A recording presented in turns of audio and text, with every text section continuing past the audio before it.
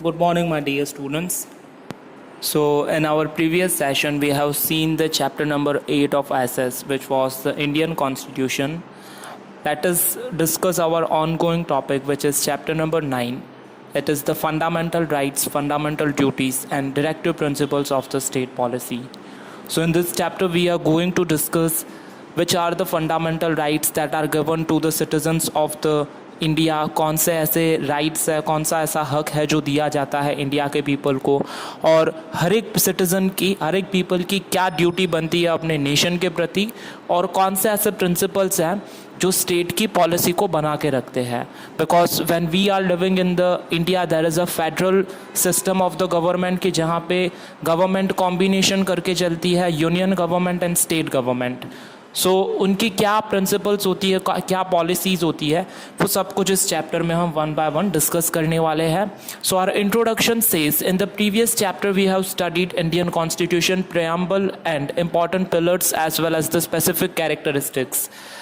हमने पिछले चैप्टर में इंडियन कॉन्स्टिट्यूशन के ऊपर स्टडी की थी, प्रियम्बल क्या था और कौन से ऐसे इंपॉर्टेंट पिलर्स थे जो कि स्पेशल कैरेक्टरिस्टिक्स शो करते हैं इंडियन कॉन्स्टिट्यूशन के लिए.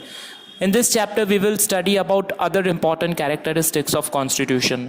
तो इस चैप्टर में कॉन्स्टिट्यूशन की और कौन सी कैरेक्टरिस्टिक्स है, क्या खासियत है उसकी, दैट इज फंडामेंटल राइट्स, जो कि है fundamental rights, fundamental duties and directive principles of the state policy. Our first topic starts from the human rights. Human rights का अगर हम ट्रांसलेशन करें हिंदी के अंदर तो ये होता है मानव अधिकार, कि सिटीजन को क्या अधिकार देना चाहिए, क्या राइट्स होते हैं उनके. तो आइए डिस्कस करते हैं कि human rights are those which not only give a person his or her basic existence but also overall development in which society helps to construct an environment which enables him or her to grow.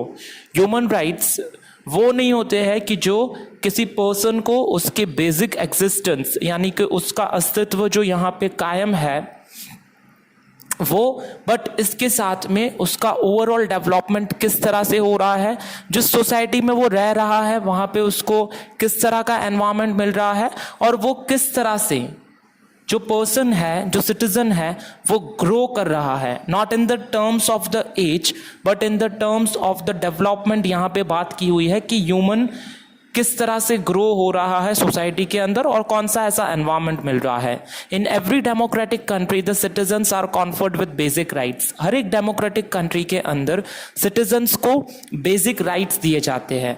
Basic rights वो होते हैं कि जो हर एक citizen के लिए एक समान बनाए होते हैं, कि irrespective of whichever the dignity he is holding, whether he is the doctor, he is the prime minister और इंजीनियर, सबको एक जैसे बेसिक राइट्स मिलते हैं.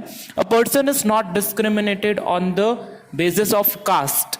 किसी पर्सन के साथ में डिस्क्रिमिनेशन मीन्स भेदभाव नहीं होना चाहिए. किस बेस पे नहीं होना चाहिए, तो उसकी कास्ट को लेकर can experience the basic rights. और हर एक सिटीजन को एक जैसे बेसिक राइट्स दिए जाने चाहिए. The protection of these rights are assured by society and nation as well. और इन राइट्स को प्रोटेक्ट करना जिम्मेदारी होती है नेशन की और साथ में सोसाइटी की भी, जहाँ पे हम लिव कर रहे हैं. The person by his birth owns rights which are his or her basic rights which are known as human rights. और किसी भी पर्सन का जब बर्थ होता है तो उसके बर्थ के साथ ही कुछ बेसिक राइट्स होते हैं, वो जुड़ जाते हैं, वो उसे मिल जाते हैं, जिसे बोला जाता है human rights. Now, United Nations General Assembly has declared human rights on 10th of December 1948. United Nations की जो जनरल असेंबली है उन्होंने ह्यूमन राइट्स डे डिक्लेयर किया हुआ है 10th दिसंबर 1948 को. इट मीन्स कि हर साल 10th दिसंबर को हम ह्यूमन राइट्स डे सेलिब्रेट करते हैं, and 10th December is celebrated as the human rights. From the global announcement of human rights, certain basic and important human rights are added in the constitution of India and thereby these rights are protected in a dignified वे.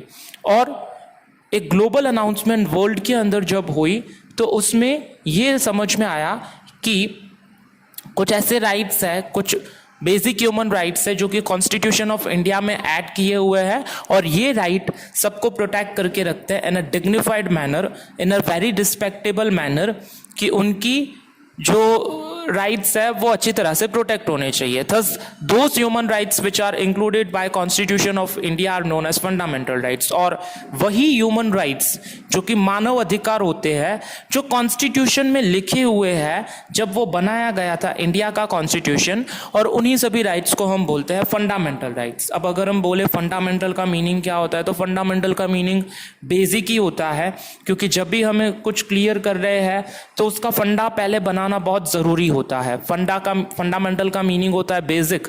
तो कुछ ऐसे basic rights है जो human को मिलते हैं जिस भी डेमोक्रेटिक कंट्री में वो स्टे करते हैं, और उन्हें वो rights according to the constitution मिलते हैं. Now these human rights proclaim the human beings to live in a dignified way. और यही ह्यूमन राइट्स क्लेम करते हैं ह्यूमन बींग्स को डिग्निफाइड वे में लिव करना. सोसाइटी में जब हम रह रहे हैं तो हम सभी डिग्निफाइड मैनर में रह रहे हैं. इट मीन्स कि हम अपनी रिस्पेक्ट के साथ में रह रहे हैं, अपने एटीट्यूड के साथ में रह रहे हैं, और इसी का ये रिस्पॉन्सिबिलिटी है. कॉन्स्टिट्यूशन में जो फंडामेंटल राइट्स दिए हुए हैं वो हमें गारंटी करते हैं सोसाइटी में डिग्निफाइड मैनर में स्टे करने की. For the existence of human being the basic needs are food, clothes, shelter, education and health should be received in a dignified and respectable way. तो जब हमारा अस्तित्व एज अ ह्यूमन बीइंग हुआ है यहाँ पर, तो हमारी कुछ बेसिक नीड्स हैं जो हम ऑलवेज स्टडी तो करते हैं कि food, clothing and shelter, but 2 और बेसिक नीड्स यहाँ पे ऐड की हुई है. It is the education and the health. ये कुछ 5 ऐसे पॉइंट्स हैं कि जो हमें मिलने ही चाहिए और जो कंपलसरी है, हर एक सिटीजन को यहाँ पर मिल रहे हैं according to the constitution. And इन राइट्स के साथ में ही हमारा ग्रोथ हो सकता है, हमारा डेवलपमेंट हो सकता है.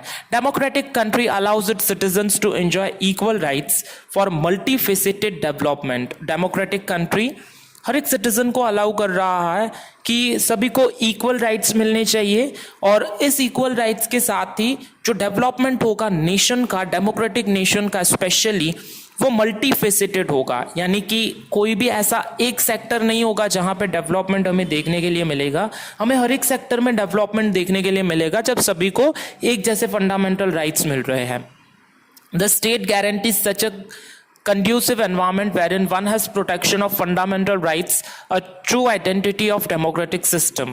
और इसी के साथ में, as I have told you in the introduction, कि यहाँ पर federal system of the government है.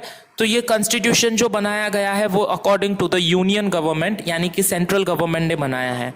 पर जब हम लिव कर रहे हैं किसी भी स्टेट में इंडिया के अंदर, तो स्टेट की भी ये पूरी रिस्पॉन्सिबिलिटी है कि हमें कंड्यूसिव एनवायरनमेंट प्रोवाइड करे, कि जहाँ पर जिस एनवायरनमेंट में रहकर हम अपनी लाइफ को इजीली सर्वाइव कर सकते हैं. हमें जो फंडामेंटल राइट्स मिलने चाहिए वो प्रॉपरली प्रैक्टिस होने चाहिए, और हमारी जो ट्रू आइडेंटिटी है डेमोक्रेटिक सिस्टम के अंदर वो एक अलग से हमारी पहचान बननी चाहिए. So these are the things that we have discussed in the introduction of the chapter. Now our next topic is the fundamental rights. Fundamental rights जो कि हमारा अगला टॉपिक है, will discuss in the next session. Until then, thank you for watching the video students. Have a very nice day.